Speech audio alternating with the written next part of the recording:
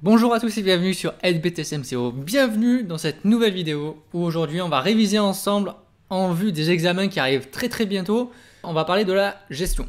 Et je vous rappelle le principe, le lundi à 17 h, on révise ensemble sur le club LBTSMCO qui est un outil de travail que j'ai créé en 2021. Donc c'est mon deuxième site internet. C'est le premier lien que vous avez en description. Si vous voulez devenir membre, vous avez un onglet juste là. Ou sinon, vous avez le deuxième lien en description avec mes fiches de révision qui sont tout aussi efficaces pour préparer vos examens. Et aujourd'hui, on va aller voir dans la gestion opérationnelle et on va parler d'un sujet qui pour moi est indispensable. On va parler du seuil de rentabilité. Donc on va aller dans le thème 5. Et dans le seuil de rentabilité, il y a une question que tout le monde se pose, c'est mais comment différencier une charge fixe d'une charge variable? Et ça, c'est l'essentiel si on veut réussir son calcul de seuil de rentabilité et toutes ces formules qui sont afférentes à cet exercice-là. Il faut savoir dès le début différencier charge fixe, charge variable. Si dès le début vous faites une erreur par rapport à ça, la suite de votre exercice, il risque d'être faux. Alors c'est parti, on y va. Donc si vous ne connaissez pas, dans le club LBTSMCO, c'est plus de 1000 vidéos, des cours, des exercices, des explications supplémentaires qui sont disponibles. Et donc dans le thème 5, vous avez plein de vidéos sur les calculs commerciaux, mais aussi sur le seuil de rentabilité. Et en l'occurrence, charge fixe et charge variable, on va voir le cours complet. Donc dans ce cours, déjà, première chose, on va définir les bases. C'est-à-dire qu'est-ce que le seuil de rentabilité? Le seuil de rentabilité, ça il faut vraiment l'avoir en tête et c'est bien précisé via ce schéma-là. Le seuil de rentabilité, c'est le montant de chiffre d'affaires ou le niveau des ventes à partir duquel l'entreprise, ou en tout cas la rentabilité de l'entreprise, elle est nulle, elle est à zéro. Donc le seuil de rentabilité, c'est vraiment à cette jonction-là. Donc si, imaginons le seuil de rentabilité, il faut que l'entreprise fasse 50 000 euros de chiffre d'affaires dans l'année pour être rentable. Donc si on est à 49 000, on se situe de l'autre côté, donc on est encore pas rentable, on perd de l'argent. Par contre, si on a fait 51 000 ou 52 000 euros de chiffre d'affaires, ça y est, on dépasse notre seuil de rentabilité, on gagne de l'argent. Et il y a une chose qui est super importante à différencier, c'est que le seuil de rentabilité, il peut être exprimé soit en euros, soit en quantité. C'est pour ça que ici j'ai mis le chiffre d'affaires ou le niveau des ventes. Par exemple, pour un seuil de rentabilité qui est en euros, on l'a dit, le seuil de rentabilité, par exemple, c'est 50 000 euros. Bon, dans mon exemple, c'est 15 000. Donc, on va prendre mon exemple, donc 15 000 euros. Donc, je suis rentable à partir de 15 000 euros de chiffre d'affaires.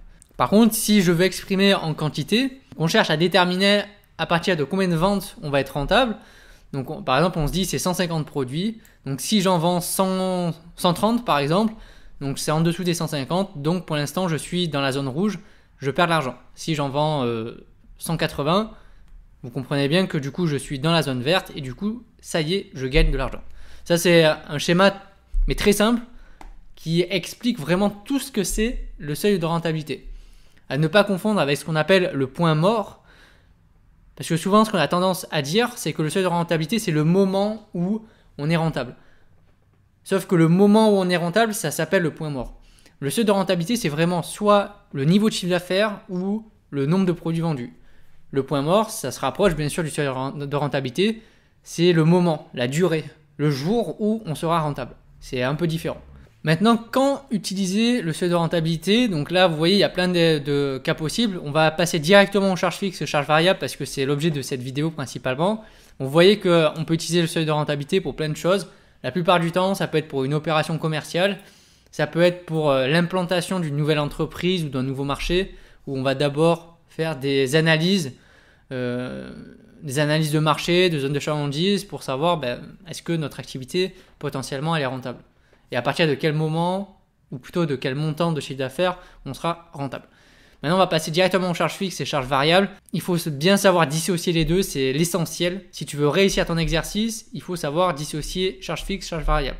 Si tu sais le faire, normalement ton exercice, il n'y a pas de raison de l'échouer. Par contre, si tu hésites encore un peu, je vais te montrer, il y a une technique très simple pour savoir si c'est charge fixe ou charge variable. Déjà, comme son nom l'indique, sur les charges fixes, ce sont des charges qui ne varient pas en fonction du niveau d'activité. Donc du magasin, du rayon ou du produit. Ça dépend à quelle échelle est-ce que vous faites votre seuil de rentabilité, si c'est à l'échelle de l'ensemble de l'entreprise ou si vous vous concentrez uniquement sur un rayon en particulier. Qu'on en vende 15 produits ou qu'on vende 150 produits, cette charge, ça sera toujours la même, elle sera identique, elle ne va pas varier. Donc par exemple, on a le loyer qui est l'une des principales charges fixes. Donc que vous fassiez 10 000 euros de chiffre d'affaires dans le mois ou 50 000 euros, votre loyer qui peut être de 5 000 euros par exemple, bah, ça sera 5 000 euros, quel que soit votre chiffre d'affaires, et bah, tous les mois à payer à votre bailleur. Donc ça ne va pas changer. C'est pas parce que vous aurez fait plus de chiffre d'affaires que vous allez devoir payer un loyer plus important, ou au contraire, si vous faites moins de chiffre d'affaires, bah, vous aurez toujours votre loyer à payer. Les salaires qui sont fixes pour les employés, donc vous avez des employés, vous les payez tous les mois, avec les cotisations sociales à bien penser. Bon, bah, la plupart des salariés, ils ont un salaire fixe. Après, il peut y avoir des primes ou des commissions, mais ça rentre dans les parties variables. Mais le salaire fixe, par exemple le SMIC, bon, bah, tous les mois, vous avez 15 employés, vous les payez au SMIC, bah, vous savez que tous les mois, vous allez devoir sortir tant d'argent au minimum. Et donc, dans votre calcul de seuil de rentabilité, il va falloir prendre en compte tout ça. Les factures d'électricité et de gaz, donc c'est fixe pour des entreprises qui ne sont pas dans la production. Par contre, c'est variable dans les entreprises où on fabrique des choses. Donc, par exemple, on va fabriquer du mobilier avec du bois. On va fabriquer des usines pour fabriquer des produits alimentaires. Bon, bah, vous comprenez bien que plus on va avoir d'activité, plus on va produire de choses. Donc, plus on va consommer l'énergie. Dans le cadre d'un magasin qui revend, son activité principale, ce n'est pas la production. Donc, on considère que les factures d'électricité et de gaz, c'est une charge fixe parce que ça sera globalement la même à chaque mois. Après, il y a les amortissements des immobilisations de l'entreprise. Donc, vous avez investi peut-être dans du matériel. Il y a des amortissements sur ce matériel à prévoir. Donc, tout ça, ce sont des charges qu'il va falloir prendre en compte. Par contre, elles sont fixes. Vos amortissements, ce sont les mêmes chaque mois. Sauf si, bien sûr, vous investissez dans de nouvelles machines et des nouveaux actifs. Donc, dans ce cas-là, du coup, l'amortissement va augmenter naturellement. Mais souvent, on ne se complexifie pas la vie par rapport à ça. Après, il y a la communication, c'est-à-dire que peut-être que vous louez un panneau publicitaire sur un rond-point ou sur une façade. Donc ça, tous les mois, vous allez devoir sortir une certaine somme. Vous payez peut-être une agence de communication ou des frais de publication. Donc ça ne va pas changer.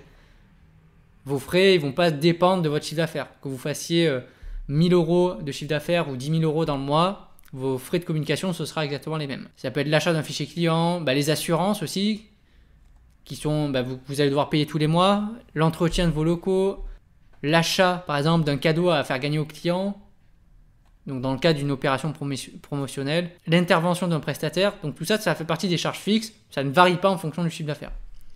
Par contre, maintenant on va passer aux charges variables, ce sont en fait des charges qui vont varier en fonction du niveau d'activité. C'est-à-dire que plus je vais faire de chiffre d'affaires ou de vente, et plus ces charges vont être élevées. Donc ça, c'est vraiment la question qu'il va falloir se poser. C'est est-ce que cette charge-là, si jamais j'augmente, je multiplie par 2 mon chiffre d'affaires, est-ce que cette charge va être multipliée par 2? Si la réponse est oui, ça veut dire que c'est une charge variable. Votre charge va varier en fonction du chiffre d'affaires. Si par contre, votre réponse est non, si vous faites x2 de chiffre d'affaires, votre charge va être identique à peu près. Du coup, on considère ça comme une charge fixe. Si vous arrivez à répondre à cette question à chaque fois, bingo, vous savez comment dissocier charge fixe, charge variable. Donc voici les exemples principaux que vous allez rencontrer. Bien sûr, dans les charges variables, vous allez avoir tous vos achats de matières premières ou de marchandises. Plus vous allez vendre, plus vous allez forcément acheter auprès de votre fournisseur. Donc naturellement, si vous en vendez 1000, vous en avez acheté 1000. Si vous en vendez 2000, vous en avez acheté 2000 aussi. Donc ça veut dire que les achats de marchandises seront des charges variables. Après, il peut y avoir les salaires qui sont variables, comme des primes ou des commissions. Par exemple, vous avez des commerciaux dans votre entreprise et vous les rémunérez au commissionnement, donc ils touchent 5% du chiffre d'affaires généré. Vous comprenez bien que si vous faites 10 000 euros de chiffre d'affaires, ces 5%-là, les commissions du commercial seront de plus en plus élevées. Plus il va faire de chiffres et plus il va gagner en commission.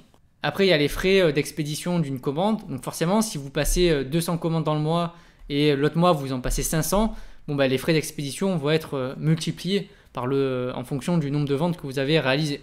Et il peut y avoir aussi des commissions qui sont prises par les prestataires. Donc pareil, vous louez un espace commercial où le bail, c'est vous devez donner 5% de votre chiffre d'affaires en retour de l'occupation de votre entreprise.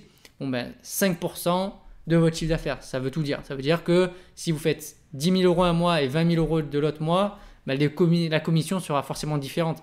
5% de 10 000, c'est différent de 5% de 20 000. Donc il y a toujours cette idée où à partir du moment où c'est un pourcentage du chiffre d'affaires, quoi qu'il arrive, c'est une charge variable. Parce que plus le chiffre d'affaires sera élevé, plus forcément le montant à reverser sera élevé également. Donc voilà, j'espère que pour vous c'est beaucoup plus clair. C'est pas très compliqué après. À partir du moment où vous avez dissocié tout ça, après il n'y a plus qu'à passer aux autres étapes, c'est-à-dire faire le compte de résultat par variabilité, calculer le seuil de rentabilité avec des formules et ensuite, une fois que vous avez calculé le seuil de rentabilité, vous savez quel montant vous devez réaliser. Vous allez déterminer aussi le point mort, c'est-à-dire quand est-ce que vous atteindrez ce chiffre d'affaires. Donc ça, c'est un exercice typique que vous pouvez avoir le jour d'examen. Merci à tous d'avoir écouté cette vidéo. Bon courage, bien sûr, dans vos révisions. Si vous voulez devenir membre, c'est juste à ce niveau-là.